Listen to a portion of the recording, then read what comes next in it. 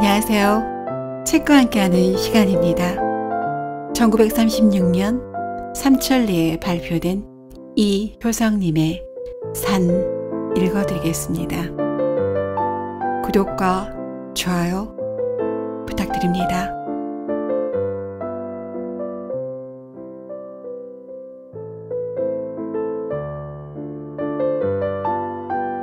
산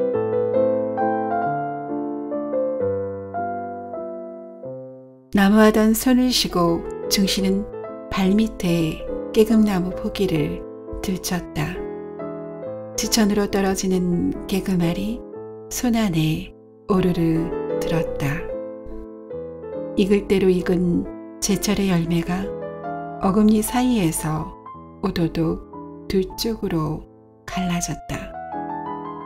돌을 집어 던지면 깨금알같이 오도독 깨어질 듯한 맑은 하늘, 물고기 등같이 푸르다.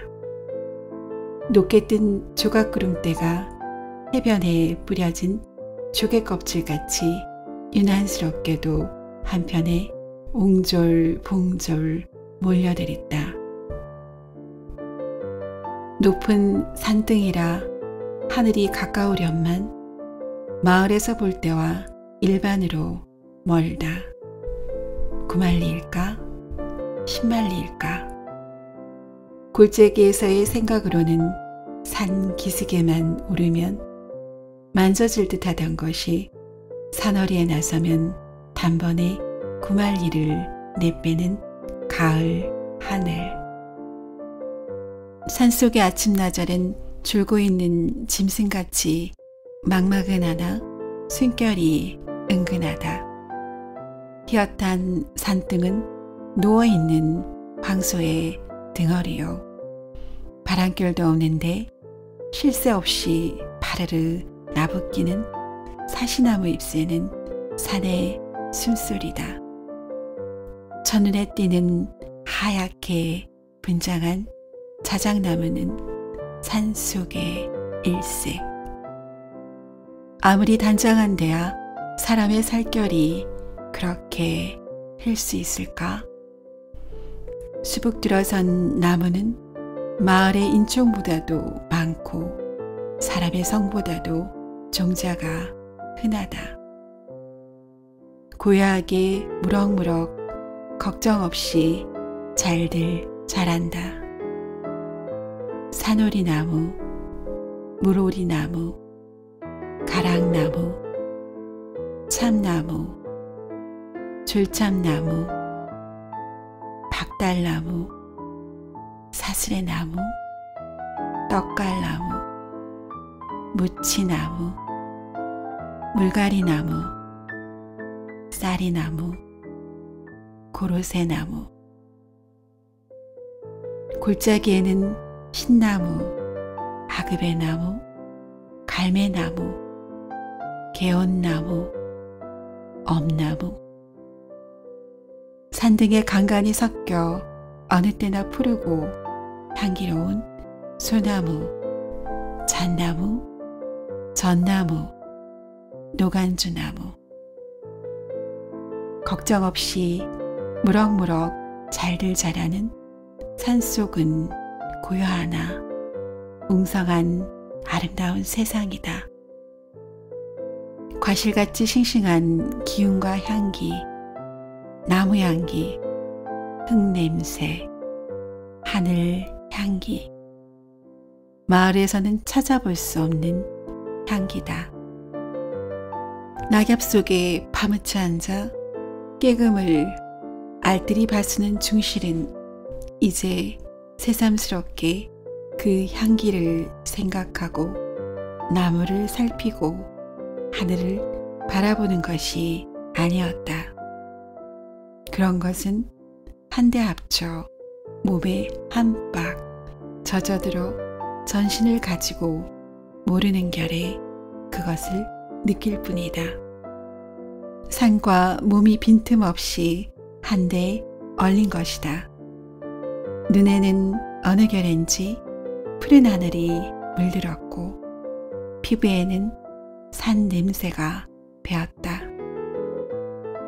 바심할 때의 집북더기보다도 부드러운 나뭇잎, 여러 자 깊이로 쌓이고 쌓인 깨금잎, 가랑잎, 떡갈잎의 부드러운 보료 속에 몸을 파묻고 있으면 몸뚱어리가 마치 땅에서 솟아난 한 포기의 나무와도 같은 느낌이다. 소나무, 참나무, 총중의 안대의 나무다. 두 발은 뿌리요, 두 팔은 가지다. 살을 베면 피 대신에 나무친에 흐를 듯하다. 잠자코 섰는 나무들의 주고받은 은근한 말을, 나뭇가지에 고개짓하는 뜻을, 나뭇잎에 소곤거리는 속심을 총중의 한 포기로서 넉넉히 짐작할 수 있다. 해가 뜰 때에 즐거워하고 바람 불 때에 농탕치고 날 흐릴 때 얼굴을 찡그리는 나무들의 풍속과 비밀을 역력히 번역해낼 수 있다. 몸은 한 포기의 나무다. 벼랑간 부드득 솟아오르는 힘을 느끼고 중실은 벌떡 뛰어 일어났다. 쭉 펴는 내 할개에 힘이 뻗쳐 금시에 그대로 하늘에라도 오를 듯 싶었다. 넘치는 힘을 보낼 곳 없어 할 수 없이 입을 크게 벌리고 하늘이 울려라 고함을 쳤다. 땅에서 솟는 산정기의 힘찬 단순한 목소리다. 산이 대답하고 나뭇가지가 고개짓한다. 또 하나 그 소리에 대답한 것은 맞은편 산허리에서 불시에 푸드득 날아뜨는 한 자웅의 꿩이었다. 살찐 까투리의 꽁지를 물고 나는 장기의 오색 날개가 맑은 하늘에 찬란하게 빛났다. 살찐 꿩을 보고 중실은 문득 배가 허출함을 깨달았다. 아래편 골짜기 개울 옆에 간직하여 둔 노루고기와 가랑잎 새에 쌓아둔 개꿀이 있음을 생각하고 다시 낫을 집어들었다.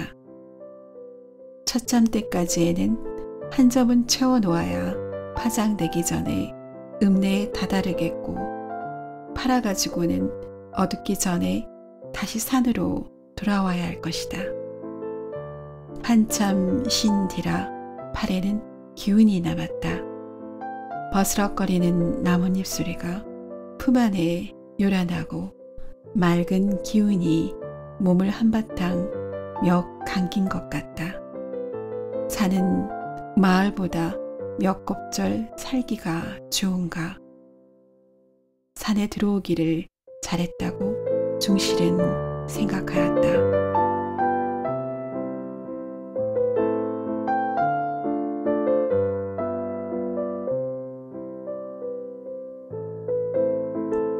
세상에 머슴살이같이 이속적은 색업은 없다.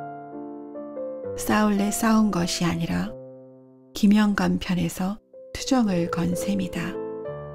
지금 와보면 처음부터 쫓아낼 의사였던 것이 확실하다.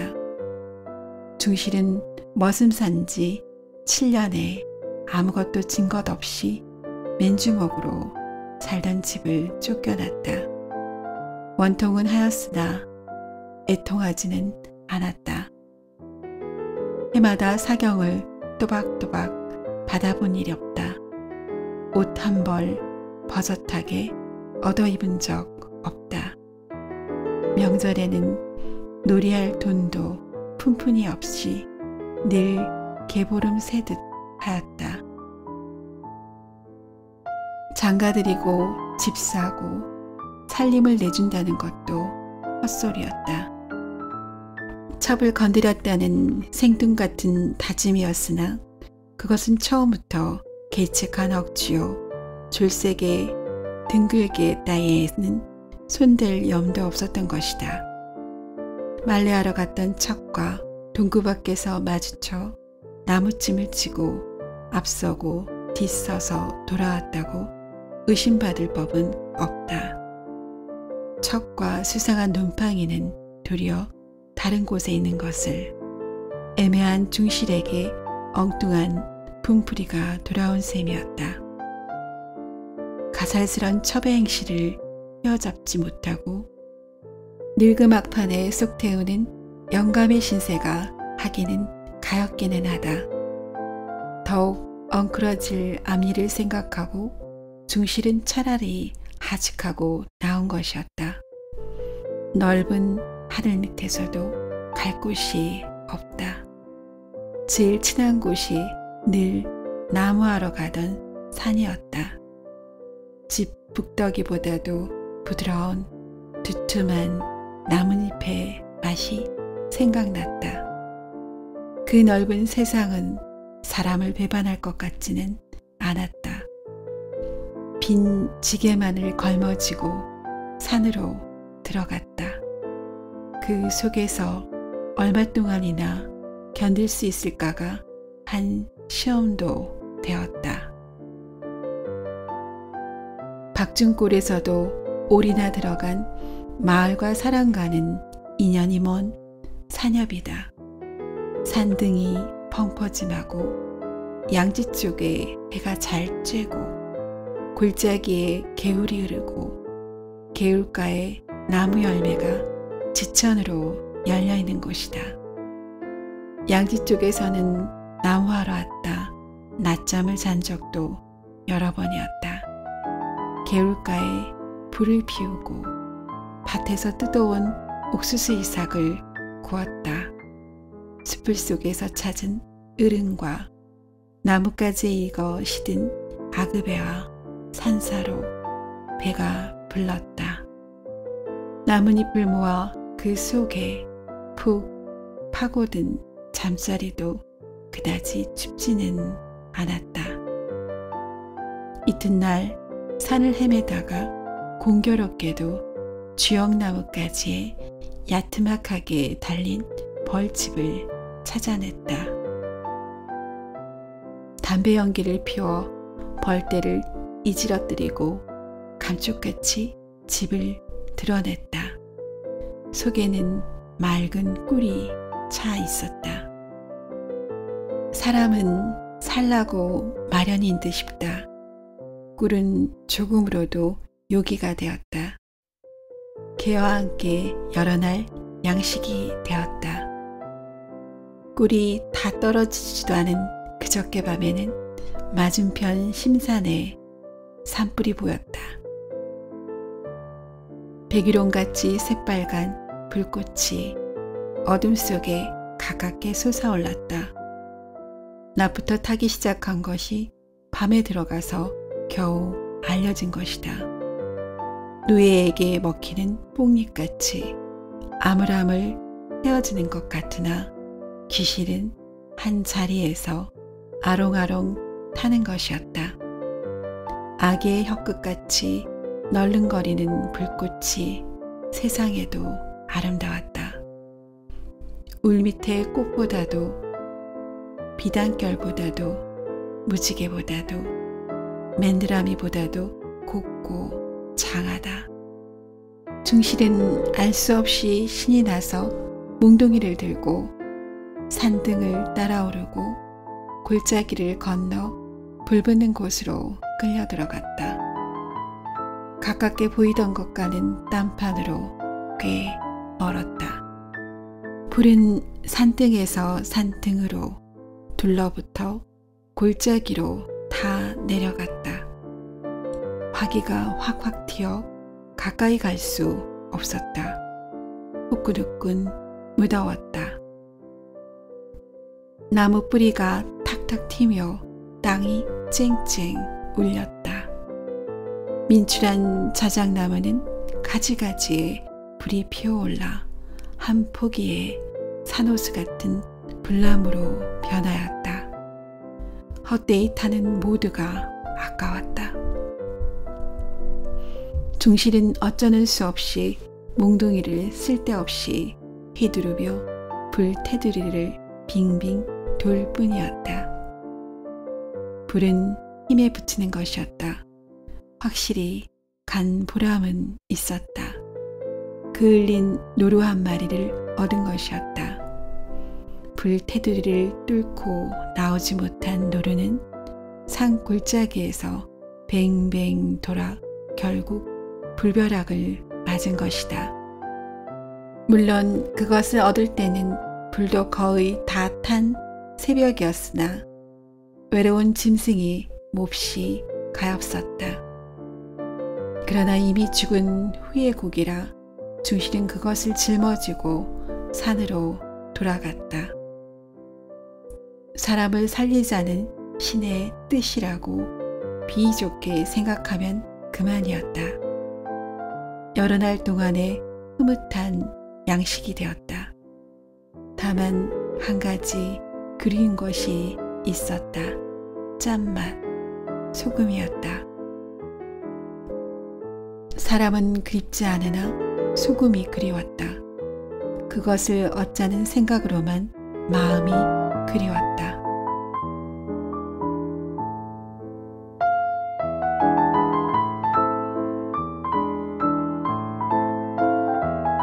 힘 잘하는 데까지 지었다. 20리길을 부지런히 걸으려니 잔등에 땀이 내배었다. 걸음을 따라 나무찜이 휘청휘청 앞으로 휘었다. 가신이 파장 전에 되었다. 나무를 판 때의 마음이 이날같이 즐거운 적은 없었다. 물건을 산 때의 마음도 이날같이 즐거운 적은 없었다. 그것은 짜장 필요한 물건이기 때문이다. 나무판 돈으로 중실은 감자말과 좁쌀대와 소금과 남비를 샀다. 산속의 호젓한 살림에는 이것으로서 조카리라고 생각되었다. 목숨을 이어가는데 헤어짐이 없으면 어떨까도 생각되었다. 올 때보다 집이 단출하여 지게가 가벼웠다. 술집 골방에서 왁자지껄하고 싸우는 것도 전과 다름없다. 이상스러운 것은 그런 거리의 살림살이가 도무지 마음을 당기지 않는 것이다. 앙상한 사람들의 얼굴이 그다지 그리운 것이 아니었다. 무슨 까닭으로 산이 이렇게도 그리울까? 편벽된 마음을 의심도 하여 보았다. 그러나 별로 이치도 없었다. 덮어놓고 양지 쪽이 좋고 자작나무가 눈에 들고 떡갈잎이 마음을 끄는 것이다. 평생 산에서 살도록 태어나는지도 모른다. 김영감의 그 후의 소식은 물어낼 필요도 없었으나 거리에서 만난 박서방 입에서 우연히 한 구절 얻어듣게 되었다. 병든 등글게 첩은 기어코 김영감의 눈을 감춰 채석이와 주랭랑을 놓았다. 종족을 수색 중이나 아직도 오리무중이라 한다. 사랑방에서 고시렁고시렁 잠을 못 이룰 60 노인의 꼴이 측은하게 눈에 떠올랐다. 애매한 머슴을 내쫓았음을 뉘우치리라고 생각되었다. 그러나 중실에게는 물론 다시 살러 들어갈 듯도 노인을 위로하고 싶은 친절도 가지기 싫었다. 다만 거리의 살림이라는 것이 더 한층 어수선하게 여겨질 뿐이었다. 산으로 향하는 저녁길이 한결 개운하다.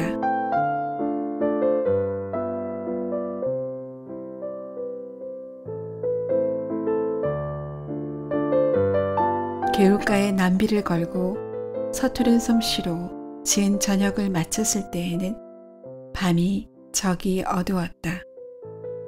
깊은 하늘에 별이 총총 돋고 투생달이 나뭇가지를 올가미 지었다. 새들도 깃들이고 바람도 자고 개울물만이 쫄쫄 쫄쫄 숨쉰다. 검은 산등은 잠든 황소다. 등걸불이 탁탁 튄다. 나뭇잎 타는 냄새가 몸을 휩싸며 구수하다. 불을 쬐며 담배를 피우니 몸이 훈훈하다. 더 바랄 것 없이 마음이 만족스럽다. 한 가지 욕심이 솟아올랐다. 밥 짓는 일이란 머슴에 할 일이 못 된다. 사내 자식은 역시 밥 깔고 나무하는 것이 옳은 것이다. 장가를 들려면 이웃집 용녀만한 색시는 없다. 용녀를 데려다 밥일을 맡길 수밖에는 없다고 생각하였다. 용녀를 생각만 하여도 즐겁다. 궁리가 차례차례로 솔솔 풀렸다.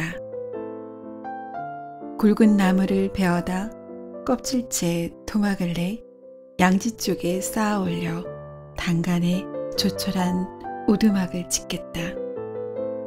펑퍼짐한 산허리를 일궈 밭을 만들고 봄부터 감자와 기리를 갈 작정이다.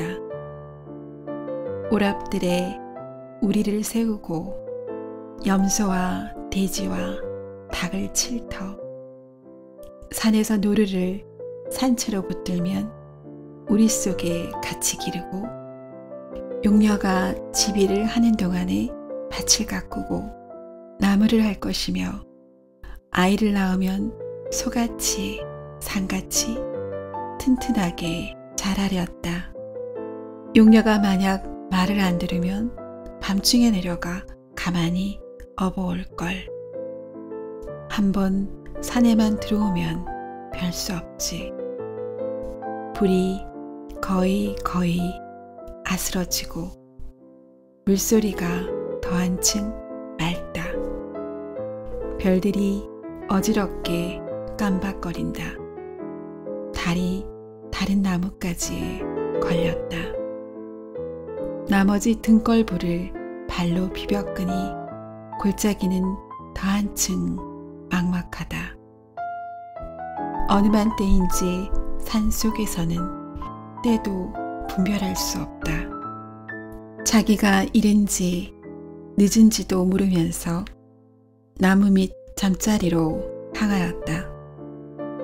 낯가리같이 두두룩하게 쌓인 낙엽 속에 몸을 송두리째 파묻고 얼굴만을 빠끔히 내놓았다. 몸이 차차 푸근하여 온다. 하늘의 별이 와르르 얼굴 위에 쏟아질 듯이 가까웠다 멀어졌다 한다. 별 하나 나 하나, 별 둘 나 둘, 별 셋 나 셋. 새는 동안의 중실은 제 몸이 스스로 별이 됨을 느꼈다.